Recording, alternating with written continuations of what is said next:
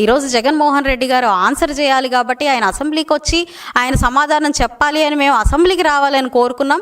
కానీ ఆయన మీడియా ముందు మాట్లాడడానికి ఎక్కువ సుముఖత చూపిస్తారు తప్ప ప్రజల సమస్యలన్నీ ప్రజాక్షేత్రంలో వచ్చి మాట్లాడడానికి మరి ఆయనకి ఇష్టం ఉండదా, ప్రజలంటే ఇష్టం ఉండదా, లేకపోతే ప్రజాస్వామ్యం అంటే లెక్క ఉండదా, లేకపోతే భయమా, మరి ఇవైతే నాకు తెలీదు.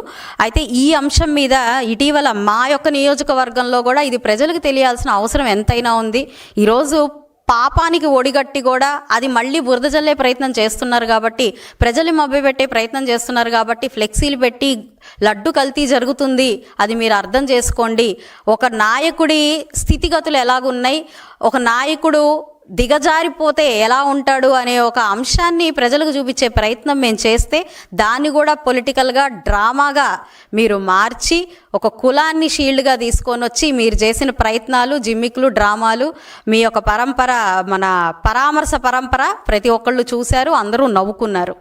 మళ్ళీ మీరు ప్రెస్ మీట్లు పెట్టి ఇవే అంశాల మీద పదే పదే బురద జల్లేలాగా మాట్లాడితే, ఏ అవగాహన లేకుండా మాట్లాడితే మాత్రం చాలా తప్పు అవుతుంది. మనకి రాజకీయం అంటే కేవలం బురద జల్లడం, ప్రజాస్వామ్యం అంటే ఒక జోక్ మాత్రమే అనుకునే ఆ స్వభావం గల నాయకులు ఖచ్చితంగా ఈ ప్రజాక్షేత్రంలో ప్రజానాయకులుగా పనికిరారు, రాజకీయానికి అంతకంటే పనికిరారు.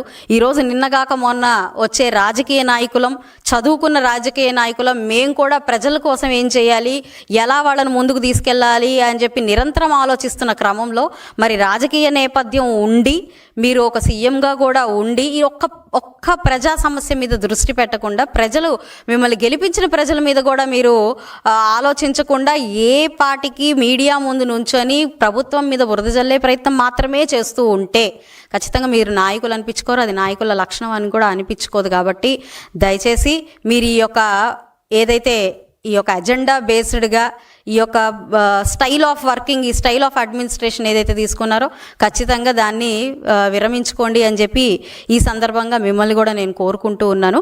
అదేవిధంగా ప్రజలు కూడా అర్థం చేసుకోవాల్సిన అంశం చాలా ఉంది, చాలా అవసరం ఉంది. ఈరోజు పదే పదే ఎందుకు పలానా వ్యక్తి గురించి మనం మాట్లాడుకోవాలి అని అంటే ఇందుకే మాట్లాడుకోవాలి. ఈరోజు ప్రతి అంశం కూడా వాళ్ళ హయాంలో జరిగిన ప్రతి తప్పు కూడా ఇప్పుడు కూటమి ప్రభుత్వం చేస్తున్న తప్పుగా దాన్ని చిత్రీకరించే ప్రయత్నం గత ప్రభుత్వం చేస్తుంది. అది చాలా తప్పు. ఏదైనా తెలుసుకోవాలి అని ఉంటే, ఏదైనా పోరాడాలి అని ఉంటే ఫేస్ టు ఫేస్ రావాలి, ప్రజాక్షేత్రంలోకి రావాలి. ఆయనను గెలిపించుకున్న ఆ పులివెందుల నియోజకవర్గం నుంచి కనీసం ఒక ఎమ్మెల్యే లాగా అయినా అసెంబ్లీకి రావాలి, ఆయన ప్రశ్నలు వర్షం కురిపించాలి.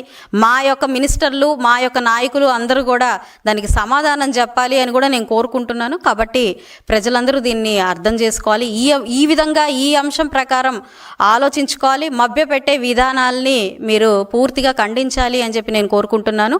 చంద్రబాబు నాయుడు గారు, పవన్ కళ్యాణ్ గారు, మోడీ గారి ఆశీర్వాదంతో కూటమి ప్రభుత్వం ఎంతో సుభిక్షంగా ముందుకు వెళ్తుంది, ఈ రాష్ట్రం ఎంతో సుభిక్షంగా ముందుకు వెళ్తుంది. ప్రజల యొక్క అభివృద్ధి ఆకాంక్షే, వాళ్ళ యొక్క సంక్షేమమే ఆకాంక్షగా ఈరోజు ముందుకు వెళ్తూ ఉంది.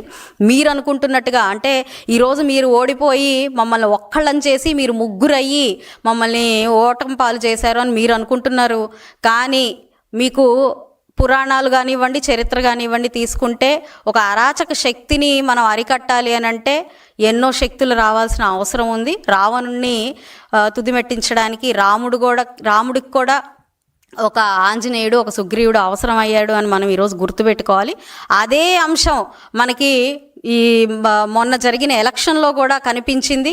మరి బ్రిటిష్ వాళ్ళని తుదిమిట్టించడానికి అందరం కలిసికట్టుగా ప్రతి వర్గం, మహిళ, చిన్న చితక పెద్ద అన్ని పార్టీలు కలిస్తేనే ఆనాడు బ్రిటిష్ అనే ఒక అరాచకాన్ని మనం మన దేశాన్ని నుంచి తరిమి కొట్టే ప్రయత్నం చేయగలిగాం. ఈరోజు కూడా మొన్న 24 ఎలక్షన్లో కూడా అదే జరిగింది. మీరు దాన్ని ఒక సింహంలాగా మీరేదో ఒక్కరు లయను, మిగతా వాళ్ళందరూ కలిసి మిమ్మల్ని ఏదో పోరాడి మిమ్మల్ని ఓడించడానికి ప్రయత్నించారు అని చెప్పి వెర్రి ఆలోచనలు, మిమ్మల్ని మీరు గొప్పగా పులులుగా, సింహాలుగా దయచేసి చిత్రీకరించుకోకండి. మీరు చేసిన తప్పుని గ్రహించండి. ప్రజలు మిమ్మల్ని ఎందుకు ఓడించారో ఒక అనలైజేషన్కి రండి.